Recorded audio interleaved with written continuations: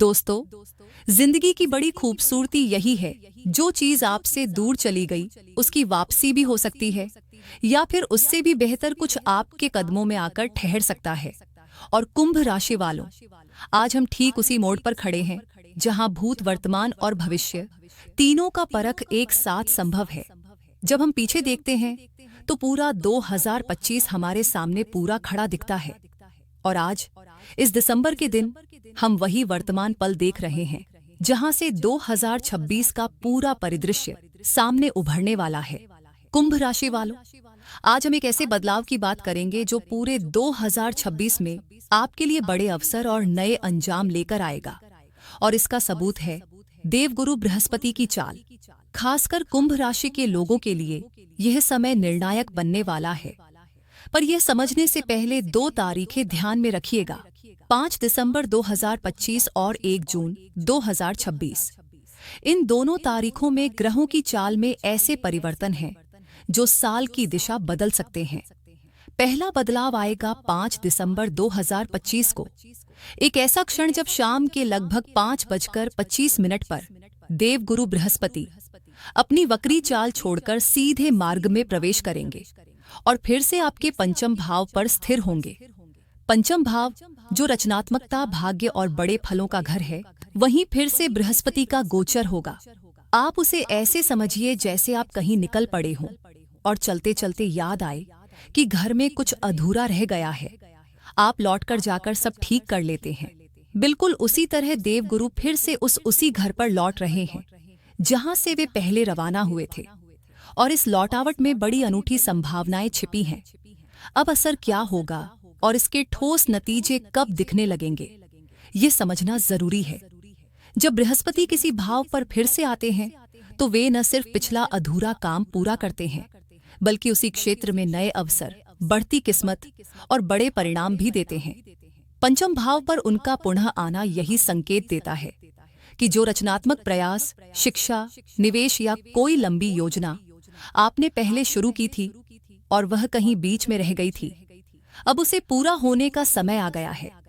छोटे छोटे रेस्टार्ट्स नहीं, बल्कि बड़े प्रभाव दिख सकते हैं। ध्यान रखिए, ये सिर्फ एक तात्कालिक बदलाव नहीं है।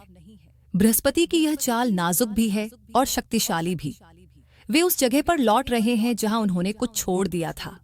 इसलिए जो भी अधूरापन या वह छूटा हुआ मौका था, उसे सुधारने का अवसर मिलेगा। ये समय उन लोगों के लिए खास फायदेमंद होगा जिन्होंने पहले मेहनत की, प्लान किए, पर परिणाम किसी वजह से अटक गए थे। अब वही योजना एक नई राह पकड़ सकती है। पढ़ाई से नौकरी, क्रिएटिव प्रोजेक्ट से राज्य स्तर की पहचान या पुराने निवेश से बेहतर रिटर्न, सब कुछ संभव है। दोस्तों, यही वजह है कि हम कह रहे हैं 5 दिसंबर का यह समय केवल तिथियों का खेल नहीं, बल्कि आपके भाग्य का एक वास्तविक मोड़ है। और यह मोड़ 2026 में बने अवसरों की पहली सीढ़ी है। इसलिए इस वक्त शांति से बैठकर अपने पहले के प्रयासों की समीक्षा कीजिए। जो अधूरे रहे उन्हें नोट कीजिए और तय करिए कि किन चीजों को आप फिर से सक्रिय करना चाहते हैं। याद रखिएगा, ग्रह बदलते हैं, पर जो इंसान तैयारी के साथ खड़ा रहता है, उसे ग्रह भी साथ देते हैं। आपसे सिर्फ एक छोटी सी मांग है, संयम और समझदारी से कदम उठाइए, क्योंकि जब देवगुरु लौटकर अपने पुराने स्थान पर आते हैं तो वे वही चीजें वापस लाते हैं जिनकी कभी हमने शुरुआत की थी। लेकिन इस बार उन चीजों का स्वरूप और परिणाम पहले से कहीं बेहतर होते हैं। अब अगले हिस्से में हम देखेंगे कि 1 जून 2026 की दूसरी बड़ी तिथि किस तरह 2026 के दूसरे चरण में निर्णायक भूमिका निभाएगी और किस राशि को कब सीधा लाभ मिलने के संकेत मिल रहे हैं। जुड़े रहिए, क्योंकि असली बदलाव अभी शुरू होने वाला है। आइए जानते हैं कुंभ राशि की वो सबसे बड़ी भविष्यवाणी के बारे में। लेकिन उससे पहले दोस्तों, एक बार सच्चे दिल से कमेंट बॉक्स में जरूर लिखें जय श्री राम, और वीडियो को एक लाइक कर चैनल को सब्सक्राइब जरूर करें। यह जो भविष्य फल आप सुनने जा रहे हैं, ये उस अवधि का है जो 5 दिसंबर से शुरू होकर 1 जून 2026 तक फैला रहेगा। इस पूरे समय में देवगुरु बृहस्पति पंचम भाव में विराजमान रहेंगे और पंचम भाव में उनकी उपस्थिति किसी आम घटना का संकेत नहीं देती, बल्कि लाइफ चेंजिंग अवसरों की दस्तक है। सबसे पहले समझिए इसका अर्थ क्या है। जो जातक शेयर मार्केट, ट्रेडिंग या किसी भी प्रकार के स्पेक्युलेटिव गेन्स से जुड़े हुए हैं, उनके लिए यह समय अचानक खुलते हुए लाभ के रास्तों की शुरुआत करवाता है। मार्केट में आपका विश्लेषण, आपकी रणनीति और आपका समय तीनों एक साथ मिलकर काम करना शुरू करते हैं। पांचवां घर केवल धन का संकेत नहीं देता, यह संतान, क्रिएटिविटी, बुद्धि, निर्णय शक्ति और आपके प्रारब्ध के पुण्य का भी प्रतिनिधित्व करता है। इसलिए जो संतान से जुड़ा कोई रुका हुआ कार्य था, वह इस दौरान पूर्ण होने का प्रबल योग बनाता है। ये वही पंचम भाव है जो हमारे मन, हमारे विचारों और हमारे भीतर उठने वाले निर्णयों का मूल केंद्र है। कई लोग ऐसे भी हैं जिन्होंने किसी महत्वपूर्ण काम को शुरू करने का सोचा था, पर परिस्थिति, समय या मौका हाथ नहीं लगा। तो समझ लीजिए, देवगुरु का वक्री होकर पंचम में लौटना ठीक उसी अवसर को वापस आपकी पहुंच तक लाने का संकेत है। अब यहाँ से बृहस्पति की पहली दृष्टि, पांचवी दृष्टि सीधे पड़ती है नवम भाव यानी भाग्य पर।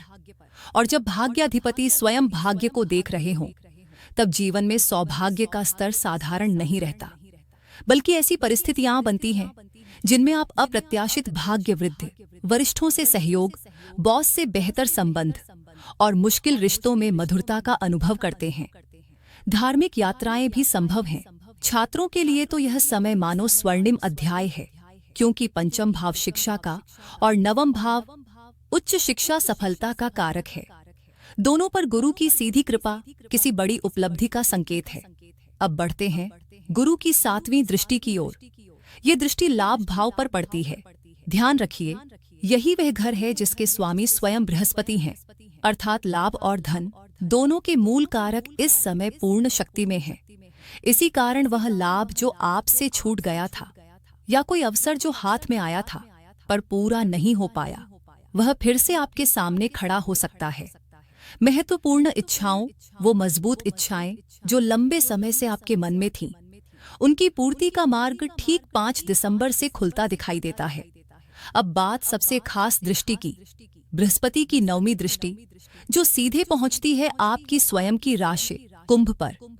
यह दृष्टि विशेष रूप से राहु को प्रभावित करती है। याद है, अभी हाल में राहु सद्भिषा नक्षत्र में प्रवेश कर चुका है और इस समय अत्यंत प्रबल स्थिति में है। राहु का बल आपके लिए अच्छी संभावनाएं भी लाता है, बड़े परिणाम भी देता है, लेकिन साथ ही भ्रम, भय, मानसिक उतावलेपन और अनावश्यक चिंता भी पैदा करता है। अब जब गुरु की दृष्टि राहु को स्पर्श करती है, तो राहु का उग्र स्वभाव शांत होने लगता है।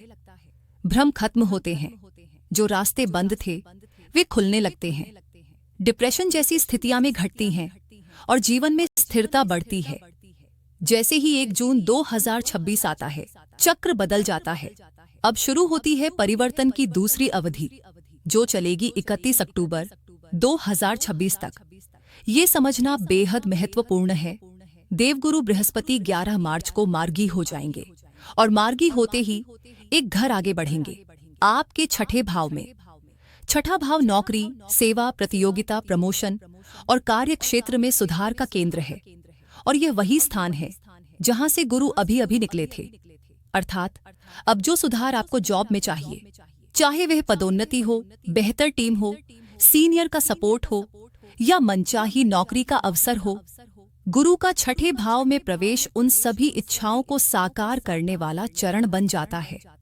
अगर अभी आप नौकरी कर रहे हैं लेकिन मन नहीं लगता, या ऐसा महसूस होता है कि मेरे योग्य काम मुझे नहीं मिल पा रहा, तो ये गुरु का गोचर आपको वहां तक ले जाएगा जहां आपका मन, मेहनत और किस्मत तीनों एक साथ काम करेंगे।